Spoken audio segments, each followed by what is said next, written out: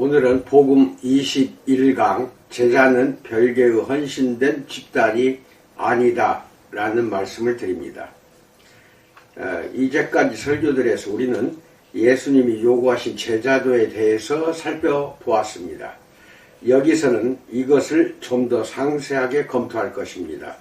다시 말하지만 자기를 부인하고 주님을 따르라는 그분의 초청은 분명 구원 초청이었습니다. 더 높은 삶이나 구원 이후 단계의 믿음에 대한 제시가 아니었습니다. 구원과 제자도를 구별하는 현대의 가르침은 성경과는 동떨어진 사상에서 나온 것입니다. 그리스도인은 모두 제자입니다. 사실 주님의 지상 명령은 온 세상으로 가서 마태복음 28장 19절로 20절에 너희는 가서 모든 민족을 제자로 삼아 아버지와 아들과 성령의 이름으로 세례를 베풀고 내가 너희에게 분부한 모든 것을 가르쳐 지키게 하라는 것이었습니다. 이 말씀은 곧 교회의 사명, 전도의 목적이 제자 삼는 것이라는 의미입니다. 제자란 믿는 자로서 그 믿음으로 동기를 얻어 예수님이 명령하신 모든 일에 순종하는 사람입니다. 제자라는 말은 사도행전 전체에서 일관성 있게 신자와 동의어로 사용되고 있습니다. 사도행전 6장 1절로 2절, 7절, 11장 26절, 14장 20절, 22절, 15장 10절 보세요. 이 두 단어 사이의 구분은 어떤 것이든 순전히 인위적입니다. 성실하고 좋은 의도를 가진 사람이 도입했을지 모르겠지만 그것은 예수님의 어려운 명령을 버리는 쉬운 믿음주의 신학을 낳았습니다. 예수님은 제자들을 부르실 때 그를 따르는 대가에 대해 세심하게 가르치셨습니다. 헌신을 원하지 않는 반마음을 가진 사람들은 거기에 응하지 않았습니다. 그래서 주님은 값을 치르길 꺼리는 사람, 즉 젊은 부자 관원과 같은 사람은 돌려보내셨습니다. 제자가 될 생각을 하는 모든 사람에게 주의 깊게 비용을 계산해 보라고 경고하셨던 것입니다.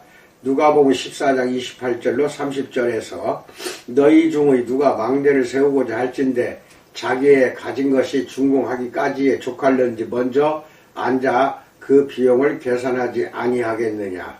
그렇게 아니하여 그 기초만 쌓고 능히 이루지 못하면 보는 자가 다 비웃어 이르되 이 사람이 공사를 시작하고 능히 이루지 못하였다 하리라 라고 말합니다. 이 구절에 대해 존 스토어트는 통찰력 깊은 다음과 같은 글을 썼습니다. 기독교 풍경에는 버려진 파편들, 짓담한 망대들, 즉 짓기를 시작했다가 완성할 수 없었던 것들의 잔해들이 널려 있다. 지금도 수많은 사람이 그리스도의 경고를 무시한 채 먼저 멈추어 서서 그에 대한 비용을 생각해 보지 않고 그리스도를 따르기 때문이다. 그 결과가 오늘날 기독교계의 커다란 수치인 소위 명목적인 기독교가 되었던 것이다. 기독교 문화가 퍼진 나라들에서는 많은 사람이 자신을 기독교라는 고상하지만 얇은 거치장으로 꾸민다. 그들은 어느 정도만, 즉 존경을 받을 수 있으면서 불편하지는 않을 정도만 기독교에 참여한다. 그들의 종교는 크고 푹신한 쿠션이다. 이 쿠션은 그들이 편리하도록 장소와 모양을 바꾸어 가면서 인생의 어렵고 불편한 일들에서 그들을 보호해준다. 냉소자들이 교회 안의 위선자들을 지적하면서 종교는 도피라고 폄하하는 것은 당연한 일이다 라고 말합니다. 그리스도인은 단순히 화재 보험에 든 사람, 즉 지옥에 들어가지 않기 위해 그리스도를 영접한 사람이 아닙니다. 거듭 살펴보았지만 참 신자의 믿음은 복종과 순종으로 나타납니다. 그리스도인은 그리스도를 따릅니다. 그들은 그리스도를 주와 구주로 여기고 무조건 헌신합니다. 그들은 하나님을 기쁘시게 하기를 원합니다. 그들은 겸손하고 온유하게 배우는 사람입니다. 그들은 실패할 경우 용서를 구하고 앞으로 나아갑니다. 이것이 그들의 정신이요 방향입니다. 기독교 제자도의 부르심은 분명하게 이런 종류의 전적인 헌신을 요구합니다. 고의로 의도적으로 남겨두는 것 없이 완전히 헌신해야 합니다. 다른 조건으로 그리스도께 나아오는 사람은 없습니다. 단순히 복음의 사실들을 긍정하고 계속 자기 마음대로 살 수 있다고 생각하는 사람들은 진정으로 믿음 안에 있는지 자신을 살펴보아야 합니다. 고린도후서 13장 5절 보세요. 마태복음 10장 32절로 39절에서 예수님은 제자들에게 이렇게 도전하셨습니다.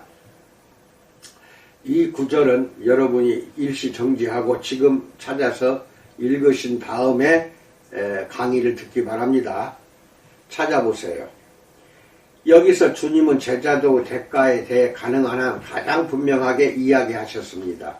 이 이상 분명하게 말할 수 없습니다. 이 말씀은 특별히 12 제자에게 주신 것이지만 우리 모두에게도 적용할 수 있는 제자도의 원리입니다. 24절은 제자가 그 선생보다 높지 못하다라고 말합니다. 여기서 제자는 모든 제자를 가리킵니다. 따라서 이 설교 끝까지 나오는 이후의 말씀들은 일반적으로 제자도에 적용됩니다. 제자를 더 헌신된 별개의 신자들 집단이라고 여기는 사람들은 12제자가 적어도 11제자는 이미 그리스도를 믿는 신자였으므로 그들이 구원 얻는 믿음을 가지고 그리스도께 나아오는 것의 의미를 배울 필요가 없었다고 지적합니다. 물론 대부분의 제자들은 분명히 이미 거듭난 사람들이었습니다. 그러나 그렇다고 이 말씀이 그들에게 주는 영향을 무산시키지는 않습니다. 사실 이 사람들은 이미 제자라 불리고 있었습니다. 그러므로 이 말씀은 그들을 더 높은 수준의 관계로 부르시는 것이 아니라 그들이 믿을 때 이미 확립된 것을 상기시키는 것입니다. 우리 주님은 계속해서 믿음과 구원의 의미를 가르치셨고 끊임없이 그들이 주님을 따르기로 할 때 결정한 헌신을 상기시켰습니다. 이 말씀은 당신과 나에게도 적용됩니다. 누가복음 14장 25절로 35절에는 이와 비슷한 말씀이 있는데 제자들뿐만 아니라 예수님의 말씀을 들으러 온 무리에게 하신 더욱 강력한 말씀입니다. 마태복음 10장 2절은 12제자를 사도라고 부릅니다. 사도란 보냄을 받은 자라는 의미입니다. 예수님은 그들이 기본 훈련을 마치자 복음을 전하도록 보내셨습니다. 그런데 이 파송명령에서 예수님은 사도라는 말이 아닌 제자라는 말을 사용하십니다. 예수님의 말씀은 모든 제자에게 적용되는 것으로 예수님을 따를 사람들에게 이정표 역할을 합니다. 첫 번째, 어디서든 그리스도를 시인하는가에 대해서 알아봅니다. 마태복음 10장 32절로 33절의 무서운 심판 장면을 연상케 합니다. 누구든지 사람 앞에 나를 시인하면 나도 하늘에 계신 내 아버지 앞에서 그를 시인할 것이요 누구든지 사람 앞에서 나를 부인하면 나도 하늘에 계신 내 아버지 앞에서 그를 부인하리라 라고 말합니다. 이 말씀은 다른 사람들 앞에서 그를 시인하는 것이 참된 그리스도인의 조건이라는 의미인가요? 아닙니다. 진정한 신자는 어디서든 그리스도에 대한 믿음을 고백한다는 의미입니다. 바울은 로마서 1장 16절에서 내가 복음을 부끄러워하지 아니하노니 이 복음은 모든 믿는 자에게 구원을 주시는 하나님의 능력이 됨이라 라고 했습니다. 진정한 제자도의 핵심은 예수 그리스도처럼 되겠다는 헌신입니다. 그것은 예수님처럼 행동하고 예수님이 받은 것과 같은 대접을 기꺼이 받아들이겠다는 의미입니다. 또한 예수님께 적대적인 세상과 맞서 두려움 없이 행동하겠다는 의미입니다. 다른 사람들 앞에서 예수님을 주님으로 고백할 때 예수님도 아버지 앞에서 우리를 위해 말씀하시리라 확신하는 것입니다. 고백은 시인하는 것, 인정하는 것, 동의하는 것을 의미합니다. 곧 확인, 믿음, 확신, 신뢰를 말합니다. 우리는 로마서 10장 9절에서처럼 입으로도 고백할 수 있고 디도스 1장 16절이 암시하듯 의의 행위로도 고백할 수 있습니다. 우리는 사람들 앞에서 그리스도를 고백해야 합니다. 이것은 고백의 성격을 강조합니다. 따라서 그 의미를 회피해서는 안 됩니다. 로마서 10장 10절은 사람이 마음으로 믿어 의에 이르고 입으로 시인하여 구원에 이르느니라 라고 합니다.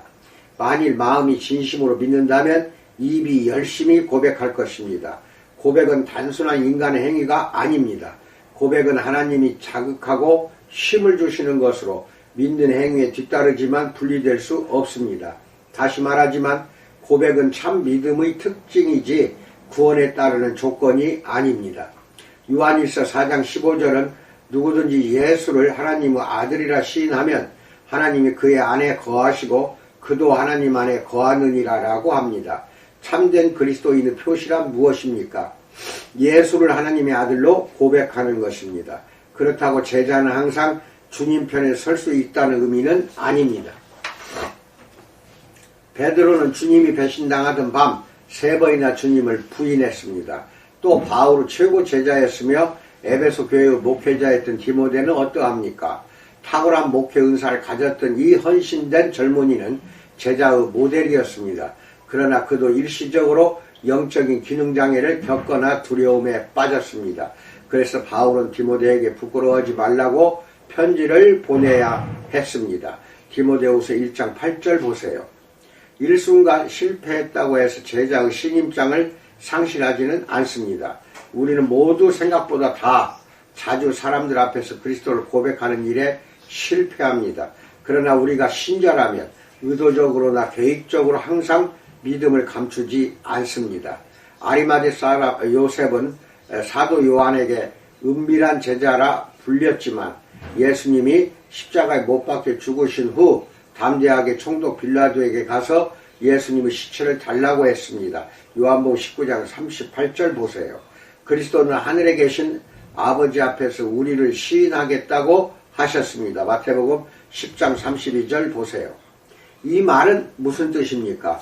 그리스도께서 심판날에 이 사람은 내게 속한 자입니다 라고 하실 것입니다.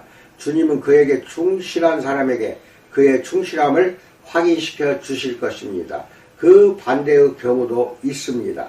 마태복음 10장 33절은 누구든지 사람 앞에서 나를 부인하면 나도 하늘에 계신 내 아버지 앞에서 그를 부인하리라 라고 말합니다. 이것은 공개적으로 거부한 사람들만 말하지 않습니다. 극악하게 그리스도를 부인한 사람, 그리스도를 멸시한 사람, 그리스도를 비난한 사람 또는 그의 이름을 모독한 사람만 말하지 않습니다. 분명 그런 사람들도 해당되겠지만 우리 주님이 특별히 말하는 사람은 거짓 제자, 즉 스스로 그리스도인이라 주장하나 사실은 그리스도인이 아닌 사람입니다. 이런 사람들은 시험을 만나면 침묵이나 행동 또는 말로 주님을 부인합니다. 사실상 이는 모든 것을 포함합니다. 이것은 전생애로 그리스도를 부인하는 사람을 가리키는 것입니다. 그런 사람은 믿는다고 주장할지는 모르겠지만 삶으로는 부인합니다. 디도서 1장 16절 보세요. 교회에는 제자인 채 하지만 아주 당황스러운 방법으로 주인을 부인하는 사람이 많습니다. 그리스도는 하나님 앞에서 그들을 부인하실 것입니다. 마태복음 10장 33절 보세요. 마태복음 25장 31절로 46절은 심판 때 일어날 일을 자세히 설명합니다. 이 본문은 특별히 하나님이 민족들을 환난 끝에 심판하실 때 양과 염소를 구별하실 것을 말하지만 32절 그 원리는 하나님의 심판은 모든 국면에 있는 사람에게 적용되는 것입니다. 여기서 주님은 양, 즉 그를 시인하는 사람을 오른편에, 염소, 즉 그를 부인하는 사람을 왼편에 모은 후 33절 양을 천국으로 데려가십니다. 양은 그리스도를 시인한 의로운 사람들입니다. 그들을 어떻게 알 수 있는가요? 주님은 35절로 36절에서 내가 줄일 때 너희가 먹을 것을 주었고 목마를 때 마시게 하였고 나그네 되었을 때 영접하였고 헐벗었을 때 옷을 입혔고 병들었을 때 돌보았고 옥에 갇혔을 때 와서 보았느니라 라고 말씀하셨습니다. 다시 말하지만 그리스도를 안다는 그들의 주장이 사실인지 아닌지는 그들의 삶이 보여줍니다. 그리스도를 믿는 믿음과 일치하지 않는 삶을 사는 사람은 영벌에 처할 것입니다. 두 번째, 누구를 가장 사랑하는가요? 참된 제자의 두 번째 표시는 그리스도를 자기 가족보다 더 사랑하는 것입니다. 마태복음 10장 34절로 37절 보세요. 특히 37절은 아주 강력합니다. 아버지나 어머니를 나보다 더 사랑하는 자는 내게 합당하지 아니하고 아들이나 딸을 나보다 더 사랑하는 자도 내게 합당하지 아니하며라고 말합니다. 이 말씀이 강하게 느껴집니까? 병행구절이 누가복음 14장 26절로 27절도 보세요. 무릇 내게 오는 자가 자기 부모와 처자와 형제와 자매와 더욱이 자기 목숨까지 미워하지 아니하면 능히 내 제자가 되지 못하고 누구든지 자기 십자가를 지고 나를 따르지 않는 자도 능히 내 제자가 되지 못하리라라고 말씀합니다. 제자가 되기 위해서는 문자 그대로 자기 가족을 미워해야 합니까?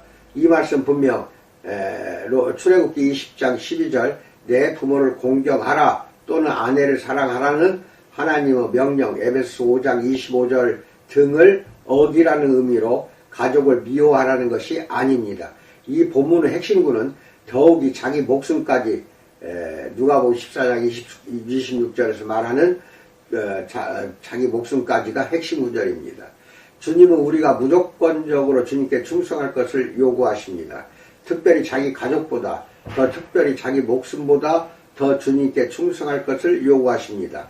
성경은 우리가 자기를 부인해야 하고 마태복음 16장 24절 자신을 죽은 자로 여겨야 하며 로마서 6장 11절 옛사람을 벗어버려야 하고 에베소 4장 22절 우리 존재의 이기적인 면들을 극도로 경멸하라고 고린도전서 9장 27절에서 가르칩니다. 이것은 우리가 세상 소유에 대해 그리고 우리 가족에 대해 지녀야 할 동일한 태도입니다. 주님은 왜 이렇게 심하게 말씀하셨을까요? 왜 그리스도는 이처럼 공격적으로 말씀하셨을까요? 그것은 참된 제자를 자기에게로 이끄실 때처럼 헌신되지 않은 자들을 자기에게서 몰아내시기 위함이었습니다. 그리스도께서는 반마음을 가진 사람들이 자신이 천국에 들어갈 것이라고 속지 않기를 원하십니다. 주님이 우선순위에서 1번이 아니라면 주님이 마땅히 계셔야 자리에 계시는 것이 아니라는 것입니다. 세 번째, 자기 십자가를 지라에 대해서 알아봅니다. 그리스도를 위해 기꺼이 목숨을 버리기 원하는 사람이 아니면 주님께 합당하지 않습니다. 마태복음 10장 38절 그들은 주님의 제자가 될 수 없습니다. 누가복음 14장 27절 고쳐서 말하자면 이 세대에 유행하는 편안한 회의심을 수용해서는 안 됩니다. 예수님은 사람들에게 그들의 삶의 여건을 그대로 유지한 채 예수님을 더하라고 요구하지 않으십니다. 예수님은 제자들이 기꺼이 모든 것을 버리기 원하십니다. 즉 완전한 자기 부인, 즉 필요하다면 주를 위해 기꺼이 죽기까지 하려는 마음을 요구하십니다. 마태복음 10장 38절에서 또 자기 십자가를 지고 나를 따르지 않는 자도 내게 합당하지 아니하리라고 하신 말씀은 어려운 환경이나 만성적인 병이나 바가지 긁는 배우자라는 십자가를 지라는 뜻이 아닙니다. 예수님의 말씀을 들은 사람들은 장기간의 어려움이나 골치 아픈 문제를 떠올리지 않았습니다. 갈보리를 생각하지도 않았습니다. 당시 주님은 아직 십자가를 지지 않으셨으므로 그들은 예수님이 어떤 일을 하실지 이해하지 못하는 상태였습니다. 예수님이 십자가를 지라고 하실 때 그들은 잔인한 고문과 사형 도구를 생각했던 것입니다. 그들은 인간에게 알려진 가장 고통스러운 방법으로 죽는 것을 생각했습니다. 그들은 길가의 십자가에 매달린 불쌍한 정죄당한 죄인을 떠올렸습니다. 분명 그들은 그런 식으로 처형당하는 사람들을 보았을 것입니다. 예수님의 말씀을 들은 사람들은 예수님이 자기를 위해 죽을 것을 요구하신다고 이해했습니다. 곧 궁극적인 희생을 모든 면에서 예수님을 주님으로 섬기고 복종하기를 요구하신다고 이해했습니다. 예수님은 마지막으로 제자도의 의미에 역설적인 말씀을 더하십니다. 39절에서 자기 목숨을 얻는 자는 잃을 것이요 나를 위하여 자기 목숨을 잃는 자는 얻으리라라고 말합니다. 여기서 자기 목숨을 얻는 자란 압력을 받았을 때 그리스도를 부인함으로써 신체적 안전을 보장받는 사람이나 십자가를 지기보다 자기 생명에 매달린 사람들을 가리키는 듯 합니다. 자신의 신체적 생명이 최우선 관심인 이들은 영원한 생명을 잃습니다. 역으로 그리스도를 위해 자신의 생명을 기꺼이 버리는 사람은 영원한 생명을 얻습니다. 성경은 구원을 순교로 얻는다고 가르치지 않으십니다. 주님은 제자들에게 주를 위해 죽임당하도록 노력하라고 권하지 않으셨습니다. 여기서도 주님은 하나의 방식과 방향을 말씀하신 것입니다. 예수님의 말씀은 단순히 진정한 그리스도인은 죽음 앞에서도 물러서지 않는다는 뜻입니다. 이를 달리 표현하면 자기를 섬길지 주님을 섬길지 결정하는 문제에 부딪혔을 때 참된 제자는 자신에게 큰 손해가 있더라도 주님을 섬기기로 선택한다는 것입니다. 다시 말하지만 이것은 베드로의 경우와 같은 일시적인 실패를 절대 허용하지 않는다는 의미가 아닙니다. 베드로도 결국은 참된 제자임을 증명해 보였습니다. 때가 되자 그는 예수님을 위해 기꺼이 자기 목숨을 내놓았습니다. 누가복음 9장 23절은 아무든지 나를 따라오려거든 자기를 부인하고 날마다 제 십자가를 지고 나를 따를 것이니라 라고 하는 비슷한 말씀을 기록합니다. 여기에는 날마다 라는 단어가 더 있음을 주목하십시오. 제자의 삶은 핍박을 불러들이는 삶이기에 날마다 자기를 부인하는 삶이어야 합니다. 바울은 고린도 교인들에게 고린도전서 15장 31절에서 형제들아 내가 그리스도 예수 우리 주 안에서 가진 바 너희에 대한 나의 자랑을 두고 단언하노니 나는 날마다 죽노라 라고 썼습니다. 날마다 자기를 부인한다는 개념은 예수를 믿는 것이 순간의 결단이라는 현대의 전제와 일치하지 않습니다. 참된 신자는 평생 계약을 한 사람입니다. 예수를 한번 믿어보세요 라고 쓰인 자동차 스티커는 참된 제자도와는 거리가 멉니다. 신앙은 실험이 아니라 평생에 걸친 헌신입니다. 그것은 날마다 십자가를 지는 것이요 매일 그리스도를 위해 모든 것을 드리는 삶입니다. 여기에는 만일을 위해 남겨둔 것도 불확실한 것도 주저하는 것도 없습니다. 누가복음 9장 59절로 61절 보세요. 알고도 버리지 않거나 의도적으로 그의 주재권을 차단하거나 주님이 다스리지 못하도록 완고하게 지키는 것이 없습니다. 그것은 고통스럽지만 세상과 단절하는 것이요 탈출구를 봉해버리는 것이요 실패할 경우 의지할 안전장치를 모두 제거하는 것입니다. 진정한 신자는 죽을 때까지 그리스도와 함께 나아간다는 것을 압니다. 그들은 쟁기를 잡고 뒤를 돌아보지 않습니다. 누가복음 9장 62절 보세요. 이것이 예수 그리스도를 따르려는 모든 사람이 반드시 가져야 할 자세요 참된 제자의 요건입니다. 이상입니다. 제자도에 대해서는 여러분들이 누차 설교를 통해서 잘 알고 있으리라 믿습니다. 그렇지만 아는 데에서 우리는 끝나지 않았는가 뒤돌아보시고 참된 제자의 삶을 오늘 이후부터는 살아가기를 주님의 이름으로 축원드립니다. 감사합니다.